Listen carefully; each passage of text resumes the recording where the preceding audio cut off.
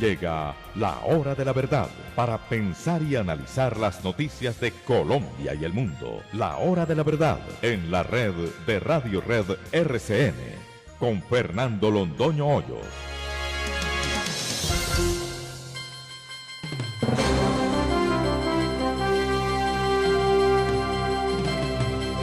Muy buenos días, son las 6 de la mañana de este martes 3 de diciembre de 2019, esta es la hora de la verdad y estos temas y asuntos que trataremos en la grata compañía de ustedes durante las próximas horas. Lo que se oye decir en todas partes, no vamos a entregar el país, no vamos a permitir que el farsantismo destruya a Colombia. El famoso Comité del Paro, las centrales obreras, que están desde luego en lo suyo, se hacen acompañar para las marchas y para la presentación ante el presidente Duque de sus puntos de vista, es decir, que se quedan con el país, se hacen acompañar de todo el santismo. Eso lo demostramos ayer, eso quedó claro en nuestro último escrito en Las Dos Orillas, que se llama A veces llegan cartas. El país no está dispuesto a tolerar una claudicación. Diálogo directo. Entonces el gobierno parecía poner como condición para los diálogos que se levantara el paro del 4 de mañana miércoles. Le dijeron que no, le dijeron que eso era diálogo más paro y el presidente aceptó.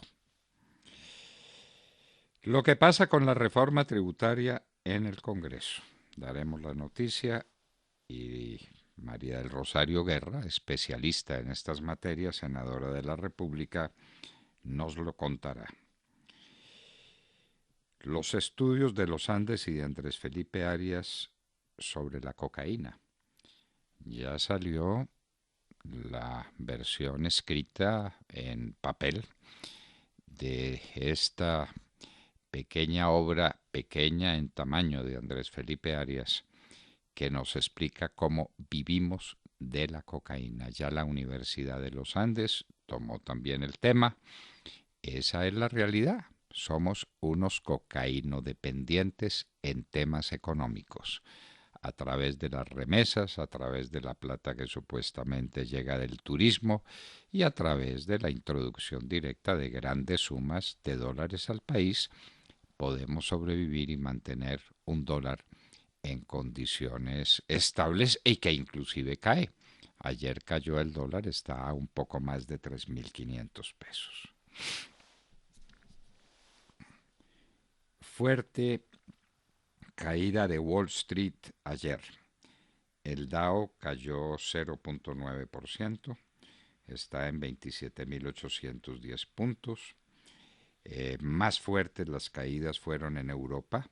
Hoy por la mañana se están recuperando un poco, pero en Europa hubo caída el Eurostock cayó más del 2%.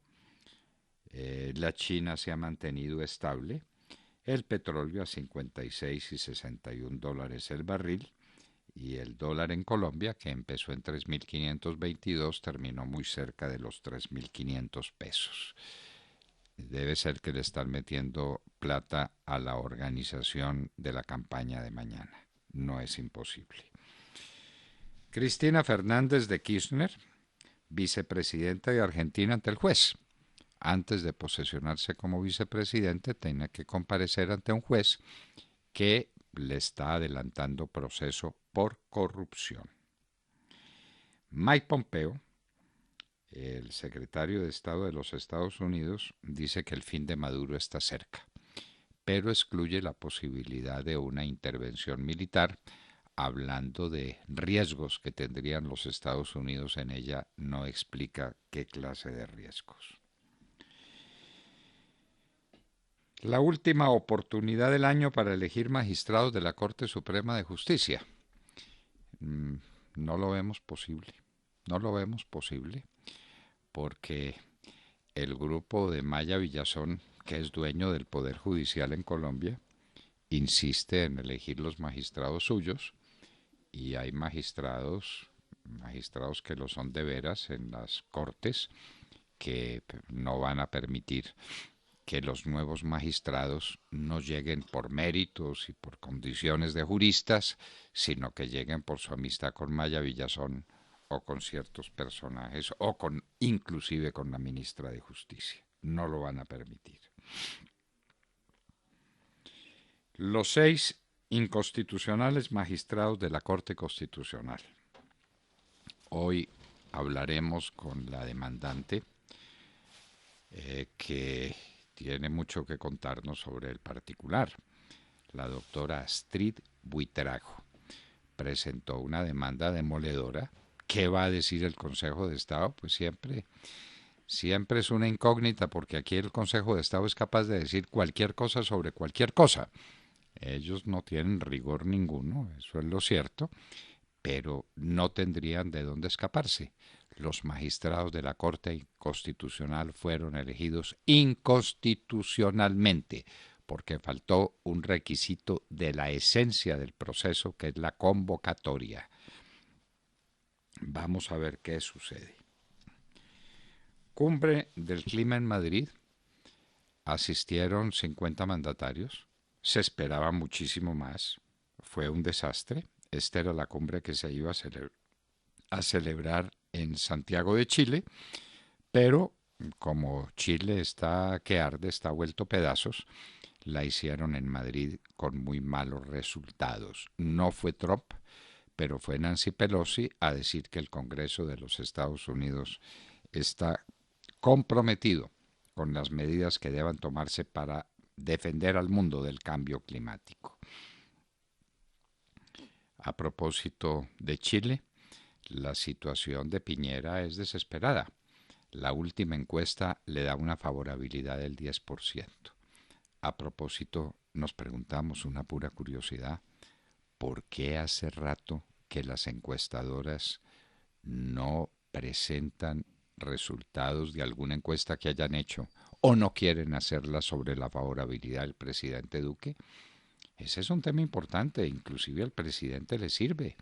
Es una manera de medirse ante la opinión pública y de saber cómo ese juez supremo en una democracia, la opinión pública, está mirando su gestión. En Chile, Piñera está el 10%. La caída de la economía chilena es estrepitosa, 3.4% de caída en el mes de octubre con respecto a octubre anterior. Una situación calamitosa para el país más pujante, más próspero de América, pero lo quieren volver al pasado, volver al comunismo de Allende. Dios nos libre y libre a Chile. Los muertos en Irán. El presidente del Congreso se niega a contestar una pregunta que le hacen: ¿cuántas personas han muerto en Irán con ocasión de los conflictos sociales que se desataron a raíz del aumento en el precio de la gasolina? Amnesty International dice que son 161, tiene el dato muy preciso. Luis Lacalle, presidente de Uruguay, retirará el país del mecanismo de Montevideo para Venezuela. Ese es un mecanismo hecho por los venezolanos, por Maduro, para defenderse, y Uruguay lo acolitaba porque Uruguay era izquierdista hasta ahora, cuando ganó las elecciones Lacalle, que dice que retirará a Uruguay de ese sainete. El presidente Trump le impone aranceles al acero y al aluminio procedente de Brasil y de Argentina. ¿Por qué la carga contra Brasil y contra Argentina? Vaya uno a saber, porque Trump es así. Eso no tiene solución. El oro de Buriticá. Hay una mina gigantesca de oro que se va a extraer muy técnicamente. Lo tenía la Continental Gold, que se la vende a una empresa china por más de $1.000 millones. El oro de Buriticá lo extraerán los chinos. A propósito, China responde a los Estados Unidos sobre lo que considera una agresión de Estados Unidos en el caso de Hong Kong. El Congreso de los Estados Unidos sacó unas disposiciones para favorecer a los manifestantes de Hong Kong contra China. China responde y prohíbe que naves o aeronaves de los Estados Unidos hagan escala en Hong Kong. Murió estudiante de la Universidad de Antioquia en un accidente pavoroso, espantoso, pero él fue víctima de su propio invento. Iba cargado de bombas para tirarle a la policía, tuvo un accidente con una motocicleta, cayó al piso, se le estallaron las bombas y murió despedazado por ellas. En foro del Instituto de Ciencia Política sobre Narcotráfico, el gobierno no dijo nada. Vamos a ver si tenemos una versión completa de la intervención de la señora ministra de Justicia, pero lo que ha sacado la prensa toda coincide en que no dijo nada, en que hay muchos drogadictos, habla inclusive de una cifra muy precisa, de 484.000, que es una cifra dramática, pero eso pues no significa nada. ¿Cuál es su plan de acción? ¿Qué es lo que va a hacer? ¿Qué es lo que se propone? Ni una sola palabra. Quiere decir que el gobierno no sabe qué hacer con el narcotráfico. Las tutelas no permiten liquidar EPS quebradas e ineficientes. Ya van 2. Ahora la segunda es EMDISalud, porque un juez de Lorica resolvió que no la deja liquidar. Señores, la tutela no deja gobernar en este país. La tutela en los derechos de segunda y tercera generación es un suicidio de la democracia colombiana. La pone en manos de los jueces. Cuando nos acerquemos a ese abismo y a las corruptelas que ese abismo tolera o recibe en su seno, nos vamos a quedar de una sola pieza. La tutela es un desastre. El gobierno, después de examinar a fondo estas EPS, dice esto no es viable, las tenemos que cerrar, no pueden seguir así. Un juez dice lo contrario y se acabó. Apelación a los infiernos. Eso no puede ser. Hoy se reúnen el Comité del Paro y el gobierno con plena movilización pendiente para mañana. Ese Comité del Paro, ¿qué tamaño va a tener? ¿Será solo el Comité del Paro o será el Comité del Paro más los agregados, es decir, más todo el santismo? Ya lo veremos. En medidas alternativas a la ley de financiamiento o reforma tributaria, se propone una renta diferencial de acuerdo al tamaño de las empresas, lo que es una chambonada, y un 20% de impuesto a las bebidas azucaradas. ¿Esto de qué se trata? No tendremos suficiente problema con las producciones de caña de azúcar, de tanto para azúcar como para panela, de lo que depende la suerte de centenares de miles de campesinos. Aquí piensan es en el ingenio y le vamos a hacer daño al señor fulano y al señor perano dueño de tales ingenios. ¿Cuántas fuentes de trabajo hay? ¿Cuántas personas? ¿Cuántos pueblos? ¿Cuánta gente depende del azúcar? No, 20% de impuesto. Por Dios, qué insensatez. Y hoy en la historia recordaremos una de las batallas más trágicas, terribles de la Primera Guerra Mundial. Se tiene más o menos en la memoria, no tanto como se debiera, la Segunda Guerra Mundial. De la Primera Guerra Mundial, o Guerra Grande como llamaban nuestros abuelos, no se tiene memoria precisa. La batalla del Somme, aquel horror que fue la Primera Guerra Mundial. De todo esto y de mucho más hablaremos con ustedes en las próximas horas en La Hora de la Verdad. Y los invitamos a seguirnos a través de la señal de audio en alta calidad en TuneIn, en donde nos encuentran como La Hora de la Verdad. Asimismo, los invitamos a sintonizarnos en los diales 710 AM en Medellín, 1200 AM en Cali y 970 AM en Bogotá. Y recuerden que estamos presentes en nuestra cuenta de Twitter, @Hora de la Verdad. A través de esta cuenta pueden seguir el minuto a minuto de nuestras emisiones. Los invitamos también a seguir nuestra transmisión a través de Facebook Live con nuestra señal en vivo y todo el contenido de nuestras emisiones que está disponible en nuestro canal en YouTube. También tenemos cuenta en Instagram. Ahí estamos compartiendo historias, videos, imágenes y todos los acontecimientos del país. En Instagram, síganos como @La Hora de la Verdad Oficial. Y no olviden visitar nuestra página de internet www.lahoradelaverdad.com.co, en donde pueden sintonizarnos y compartir sus opiniones a través del chat. En Colombia son las 6 de la mañana, 17 minutos. Continuamos con las noticias. No se despeguen de la sintonía. Personajes en Radio Red, La Hora de la Verdad y Bogotá AM/PM se unen para regalarle una sonrisa a nuestros niños del Instituto Nacional de Cancerología. Tráiganos sus regalos a las instalaciones de RCN Radio, calle 37, número 13A19, barrio Teusaquillo en Bogotá, porque nuestros niños merecen una feliz Navidad.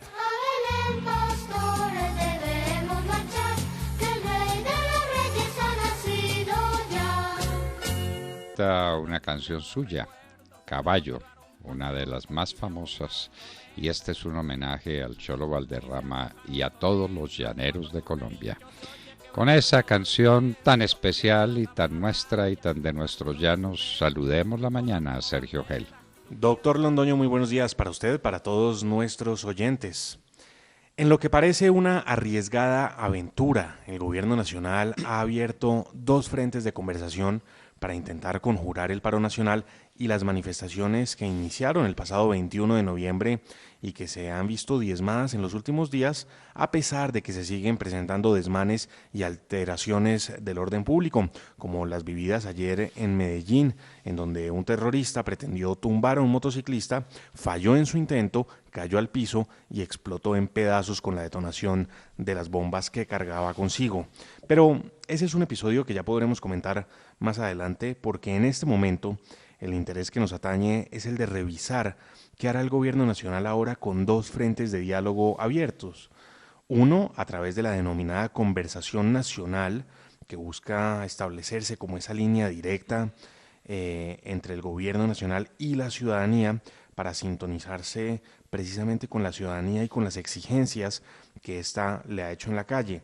Y el otro frente de diálogo, el que se estableció ayer, un diálogo directo entre el gobierno nacional y el Comité del Paro, un diálogo que el gobierno intentó utilizar para conjurar el llamado al paro nacional y condicionó ese diálogo a la cancelación del paro de mañana. Sin embargo, el Comité del Paro no cedió y a pesar de ello, el gobierno que había condicionado el diálogo a la cancelación del paro, pues no, el gobierno mantuvo abierta esa puerta al diálogo directo, que se concentrará además en los 13 puntos que demanda el comité. 13 puntos que son muy complicados y que pues tienen poco margen de negociación. Eso a nuestro parecer. Si quiere lo repasamos rápidamente. Entre ellos está el retiro de la reforma tributaria, de lo que se conocía como la ley de financiamiento, la derogatoria del holding financiero, que recordemos es un requisito de la OCDE para separar un poco las empresas del mismo regulador que es el gobierno, la derogatoria de una circular sobre estabilidad laboral reforzada, la disolución del ESMAD y lo que denominan la depuración de la Policía Nacional, que no se tramite la reforma al sistema de pensiones. Habrá que ver qué propone el Comité del Paro Nacional para conjurar la grave crisis pensional del país, pero lo cierto es que dicen que pues una de las exigencias es que no se tramite la reforma al sistema de pensiones, reforma que aún pues no existe o no al menos a manos del gobierno nacional. No tramitar tampoco las reformas laborales, que tampoco existen, hay que insistir en ello.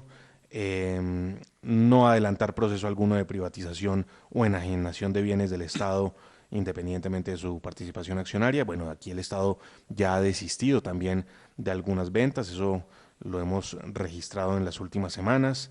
Piden el cumplimiento de acuerdos a estudiantes universitarios, organizaciones indígenas, trabajadores estatales, FECODE y campesinos. Pues el gobierno ha dicho que ha hecho todo lo posible para cumplir con los acuerdos que hay con estos sectores. Temas de tratados de libre comercio y producción, las necesidades de los productores agropecuarios, cumplimiento e implementación de los acuerdos de paz firmados en La Habana, el trámite inmediato en el Congreso de la República, y aquí esto se lo ponen al gobierno, pero piden el trámite inmediato en el Congreso de la República de los proyectos de ley anticorrupción, el tema del tarifazo, lo que denominan el tarifazo relacionado con Electricaribe, que es otro de los grandes problemas de este gobierno, y la definición de políticas ambientales de protección de páramos con los representantes de las organizaciones. Son esos los 13 puntos, los que acabo de mencionar, en los que se concentrará entonces la agenda y en los que se concentrará esta conversación, este diálogo directo entre el gobierno nacional y el comité de paro. Esto a pesar de que no se canceló la convocatoria al paro para el día de mañana, un requisito que había impuesto el gobierno para avanzar en el diálogo, pues el comité del paro no cancela esa convocatoria, se mantendrá abierta y ahora el gobierno tendrá que atender de nuevo dos frentes, uno con el comité del paro y el otro con la denominada conversación nacional. Bueno, ¿y los de la carta? A veces llegan cartas, es nuestro escrito en las dos orillas que ustedes pueden leer en cualquier momento, lo está leyendo mucha gente, y hay una carta que es suscrita por el Comité del Paro, pero después refrendada por todo el santismo. Todos los exministros, todos los parlamentarios actuales santistas, obviamente con Roy Barreras a la cabeza, el Partido Liberal, Lidio García, todo el santismo está ahí. No querrán quedarse por fuera de la foto. Ah, bueno, entonces, ¿qué? ¿Con ese santismo también es la conversación? La carta la firman muchos, pues tanto son como 10 páginas o 9 páginas de firmas. Entonces, a ver, pues, ¿cuál es el comité del paro y eso para dónde va? Paro que no se paró, sino que mañana hay paro. ¿Qué va a pasar? ¿Cuántos buses van a quemar mañana? Es la pregunta que uno se hace. No cuánta gente marcha, sino cuántos buses queman. Es la medida de ese tipo de manifestaciones que ha venido languideciendo paulatinamente. Por ahí veíamos un periódico que se supone de mucha circulación hablando de las gigantescas manifestaciones. A ver, hubo una manifestación grandecita, la del primer día, 200.000 personas en el país, es un número, nada parecido a las manifestaciones que se hicieron contra las FARC, organizadas por el Centro Democrático, que pusieron en la calle 6 millones de personas.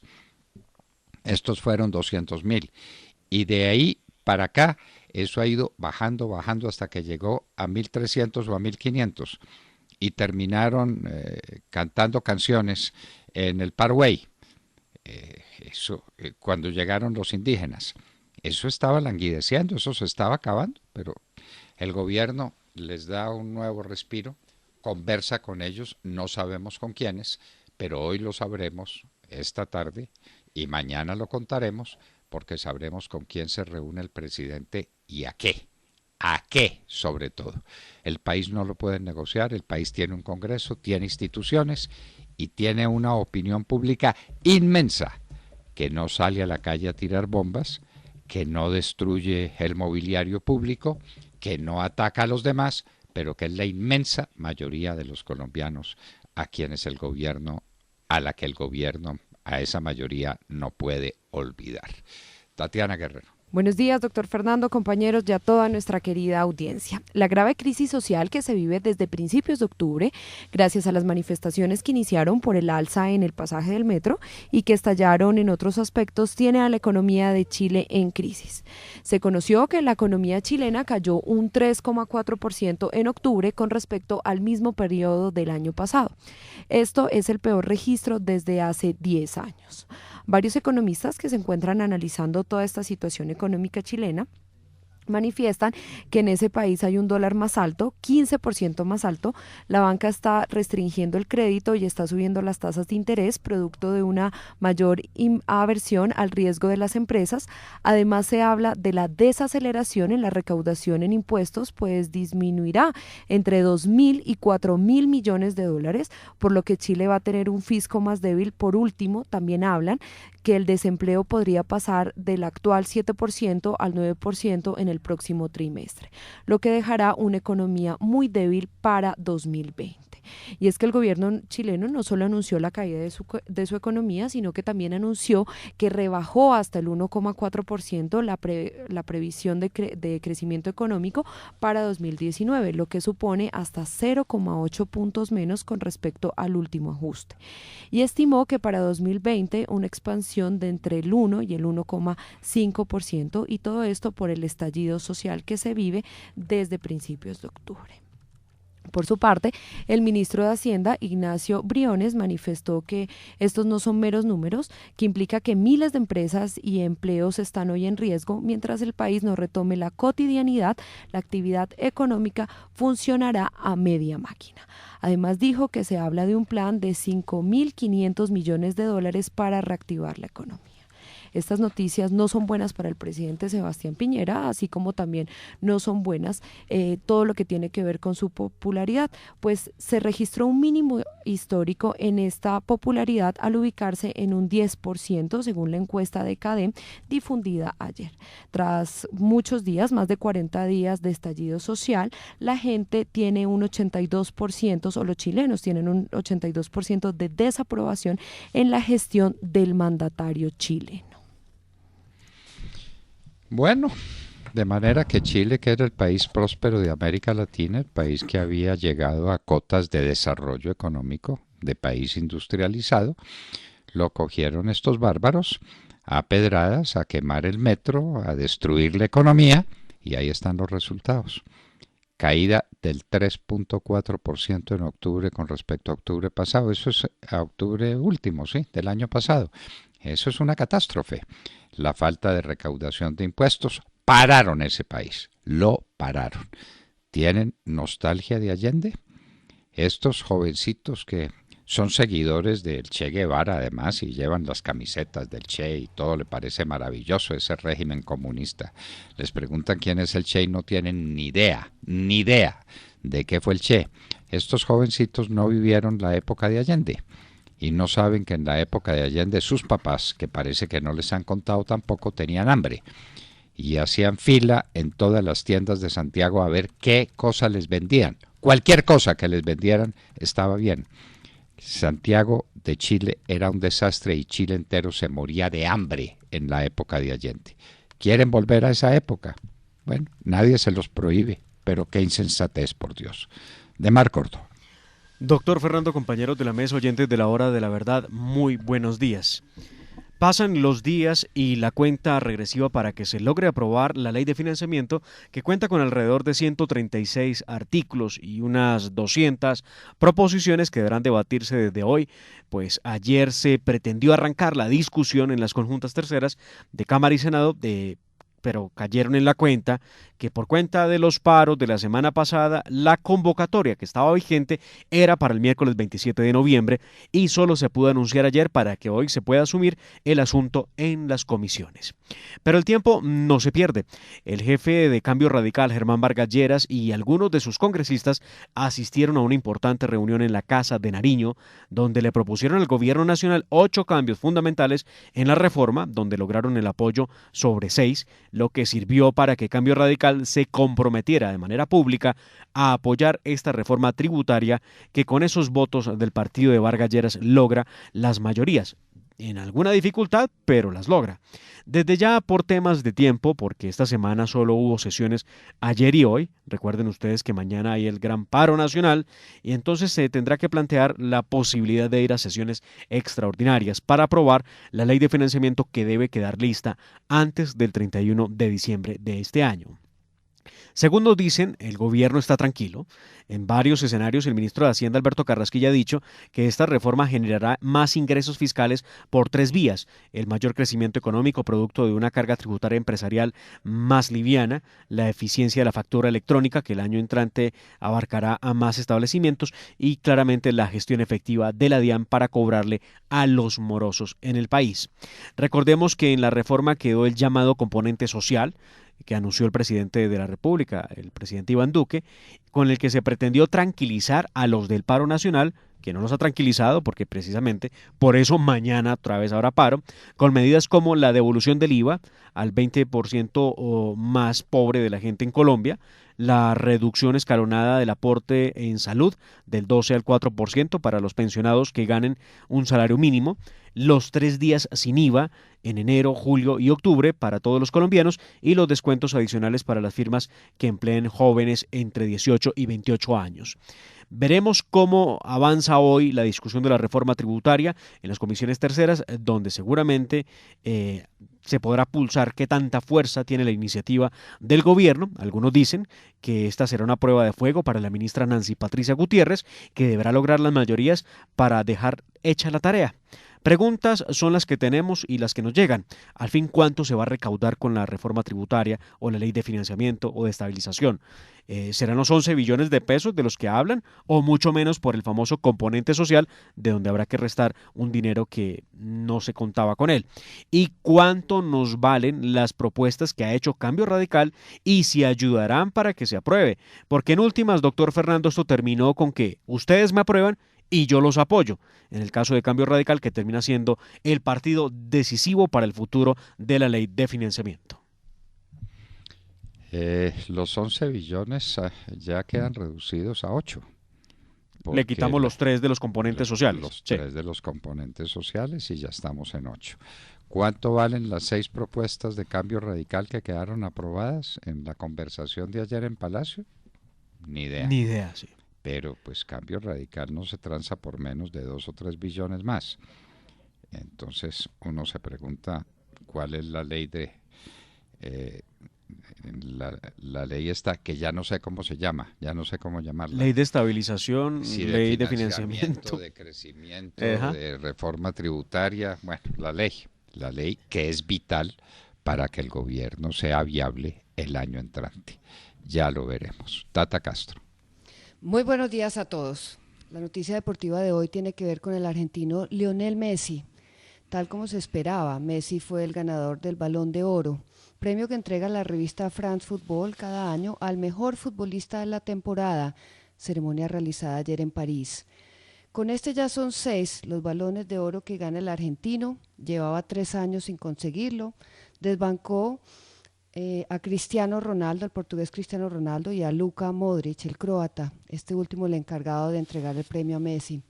El título de la Liga Española con el Barcelona, máximo goleador de la Primera División Española, del fútbol europeo y de la Champions, fueron suficientes para vencer al defensa holandés Van Dijk, jugador clave en la conquista de la Liga de Campeones con el Liverpool, y al portugués Cristiano Ronaldo, campeón de la Liga de Naciones con la selección portuguesa y con Juventus, ganador de la Serie A de Italia.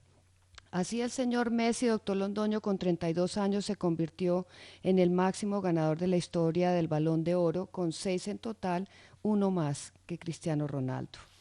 Para terminar, en la rama femenina, la ganadora fue la estadounidense Megan Rapinoe, campeona con Estados Unidos en el Mundial este año, que se realizó en Francia, donde allí además fue elegida como la mejor futbolista y goleadora.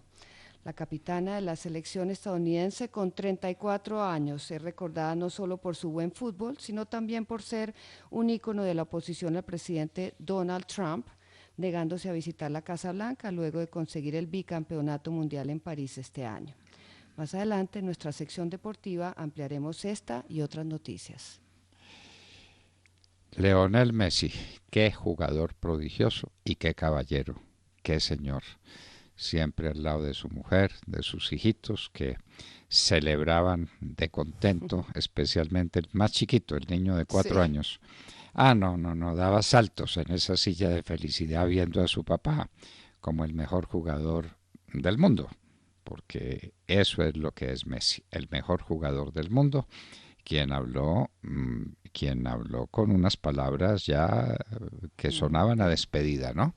A retiro, sí, señor. Los años pasan, ya pasé de 32 años, voy para 33, todo depende de cómo me sienta físicamente, pero estaba sonando a despedida, la despedida de un grande, de un coloso del fútbol y de un gran caballero de las canchas, que es lo que hay que destacar en este prodigioso futbolista argentino que ha hecho toda su carrera en el Barcelona. Y en un minuto estaremos con María del Rosario Guerra, senadora por el Centro Democrático, quien nos hablará de la famosa Ley de Financiamiento o de Crecimiento o Reforma Tributaria, ya ni sabemos cómo se llama, pero que es vital para el gobierno y para el país entero. María del Rosario Guerra estará con nosotros en un minuto.